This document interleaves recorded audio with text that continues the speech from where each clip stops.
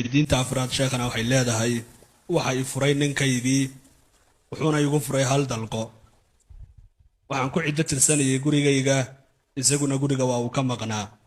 markii hal caado ay igu dhacday ayuu maalin salaan ahaan igu yimi kadib waxaan isku aragnay gogosha wuuna iga tegey anna waxaan maqlay ninka xaaska oo ciddada ku jirta haddii ay kulmaan inay la mid tahay sidii isagoo soo ceshaday oo kale markaa sheekh waxaan ku weydiinayaa kow arrintii aan maqlay ee kulanka in ay ku xidhan tahay inay la mid tahay rajci la soo ceshaday gabadhii ma ninka niyadiisa ayaa loo eegayaa mise niyadiisa kuma xidhna laba haddii niyadiisa aysan ku xidhnayn soo celiska oo aanay rajciso aanay ahayn soo celin aanay ahayn dembi miyaa ka dhalanaya kulankaas maadaama laba dhiig ay ii hadhsanaayeen maxaan yeelayaa ma labadii ii dhinnaa uun baan sii dhammaystirayaa mise dib baan u soo bilaabayaa haddii kulankaa cunug uu ku calool galay isagana muxuu xukunkiisu noqonayaa waa 4 su'aalood oo hal dhacda ah ka dhalan kara 4 su'aalood koobaadi waxa weeye gabadhii iyadoo ciddada ku jirta ninkii furay oo u yimid oo u galmooday hadhowna markii ay weydiisay ku yidhi muxuu ahay niye igama ahayn sidaasi ma ku soo noqonaysaa mise kuma soo noqonayso haddii si kale loo dhigo soo ceshigu dumarka ciddada ku jira la soo ceshado ma fal buu ku xasilaa iyo ficil mise hadal buu ku xasilaa iyo waan soo ceshaday mid waa la isku waafaqsan yahay hadduu yidhaahdo waan soo ceshaday oo ku dhawaaqo waa soo ceshi taasi laakiin isagoon ku dhawaaqin waan soo ceshaday hadduu galmo sameeyo waa ficil galmadaasi soo ceshi miyay ka dhigantahay mise kama dhignaa 3 madhabood baa ku jira culimmadu qabaan mid waxay leeyihiin ama ha niyoodo ama yuusan niyoonin marba hadduu u galmoodo waa soo ceshi waa madhabka xanafiyada iyo xanaabilada weliba xanafiyadu iyagu waaba ka sii dareena waxay dhaheen hadduu xataa dhunkado ama taataabto ama xubinkeeda taranka fiiriyo shahwana u fiiriyo waaba soo ceshi bay dhaheen ilaahu muusan niyoonin hadduu rabo laakiin xanaabiladu iyaga xidheen hadduu galmoodo xataa yuusan niyeysaninba madhabka kaa ka soo horjeeda waa madhabka shaaficiyadu waxay qabaan sideedaba ficil iyo fal soo ceshi kuma dhaco ama ha niyeysto ama yuusan niyeysanin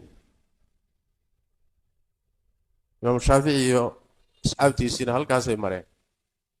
madhabka saddexaad waxa weeye falkan uu sameeyey galmada ah hadday niyo la socotay soo ceshi ah waa soo ceshi haddaysan niyo la soconinna soo ceshi maaha waana madhabka maalikiyada iyo riwaaya can imaam axmed madhabkaas baana xoog badan leanna falka iyo ficilku laba ujeeddaba wuu yeelan karaa ixtimaal mid waa ixtimaali karaayoo ninkan islaantii uu qabi jiray wada seexan jiren isaga yimid inuu isaga simbirrixday oo uu hawshiisa ka qabsaday isagoo soo ceshi iyo dantaa lahayn waa suurtagal kaa uu ixtimaali karaa inuu soo ceshi ula jeeday galmadana waa suurtagal ficilku hadduu ixtimaal galo ama hadalka laba macno ixtimaali karana niyaa kala saarta niyada ruuxa ayaa kala saartoo dhinac xoojisa marka ficilku soo ceshi sariix kuma ah adillo ku tusayso cadna ma jirto ficilku inuu soo ceshi yahay maadaama uu ixtimaali karayo waa in marka niyo la helo waayo haddii niyo aan la helin oo markuu galmoonayay uusan ku galmoonin soo cesho oo isaga galmooday sida xooga badan markaasi soo ceshi maaha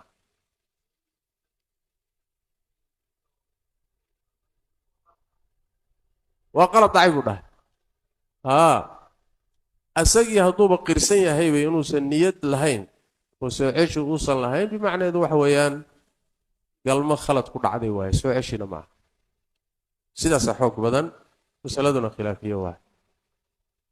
su-aasha labaad ee qodobka ka dhalatay waxa weeye miyaan dembaabnay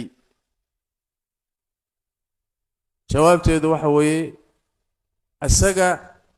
niyad la'aanta kugu galmooday wuu dembaabay toobadkeen baana laga rabaa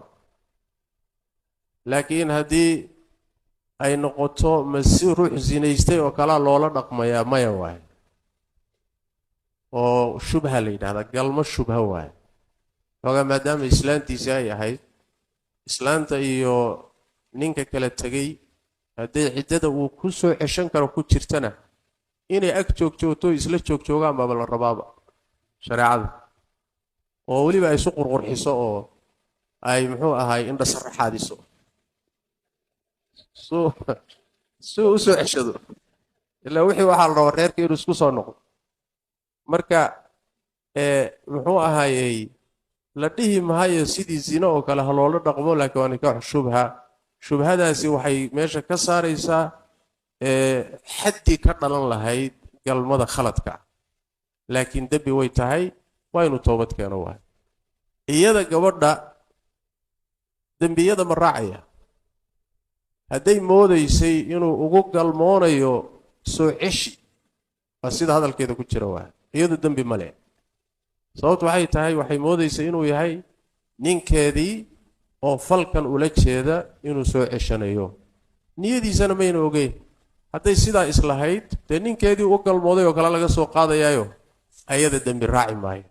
dhankeeda wax dembiya ma raacay su-aasha saddexaad ee arrintaa ka dhalatay waxa weeye ciddadii ay waday laba cidday soo martay miya laba cidday laba dhiig bay tirsatay hal dhiig baa u laabnaa mid bay soo martay laba u laabnay soo maa galmaa dhacday ma ciddadii haddana miyay bilaabi mise tii hore intii uga laabnayd unbay dhammaystiri meesha fuqahada qaarkood ay dhahaan tadaakhul ciddaad wax mushkila amal isagii un hadduu yahay leanna waxba isbedeli maayaan hadduu ilmo yimaadana kii hore hadduu ilmo uurka kusii jiray uu yahay iyo hadduu hadda uur galaytoona labadaba ul ilmihiisii waay hadduu nin kale meesha soo geli lahaa waxaa la dhihi lahaa ciddadii horena kii horena ciddadiisii dhammaystir oo labadii laabnaa dhammaystir tu cusub oo kalena haddana samee laakiin waa isla isagii ciddadeedii unbay dhammaystiranaysaa hore taana waa sidaas wa su-aasha afraadii waxa weeye ilmaha hadduu ilmo uur galo oo galmada khaladkaa ilmo ku uur galo ilmahaasi yuu ku abtirsanayaa ma garacbaa mise ninkiibaa loogu abtirinayaa jawaabtu waxa weeye ninkaa loogu abtirinayaa waana ilmo sharciya waay culimaduna intaa waa isla ogolyihiin sababtu waxay leeyihiin galmadu waxay ahayd galmo shubho zina ma ahayn ilmahana sidiisaba waxaa nasab loogu sameeyaa ansaabta in loo sugo bini aadamka shareecadu way ku dadaashaa wax yar haddii loo heli karo oo nasab lagu siin karayo aabii loogu abtirin karayo waa lagu siinaya wax yar xataa baynamaa ilmaha inuu nasabkiisii waayo oo loo diido ay shareecadu aada u adkaysay hal arrin keliyuu ku waayi karaa arrintuu ku waayi karo waxa weeye inuu kii dhalay ee xadhigga ku dhalay maxkamad sharciya tago lecaantamo 5 dhaarood maxkamada horteeda ka maro inuusan ilmahan dhalin taasuu ku waayi karaa ilaa heer waxay shareecadu gaadhay xataa xaaskaagii ilaahay naguma keene xaaskaagii ood qabtay haddii nin kaleeto kuu dabamaro oo ilmo uur galo ilmihii adigana uu kaa suuroobi karo isagana ka suuroobi karo adaa iska leh alwaladu lilfiraashi walilcaahiri alxajar ilmaha gogoshaa iska leh ninkan gogosha leh islaanta qababaa ilmaha leh ninkan kaimaadka ahee soo duulayna dhagax baa lagu dili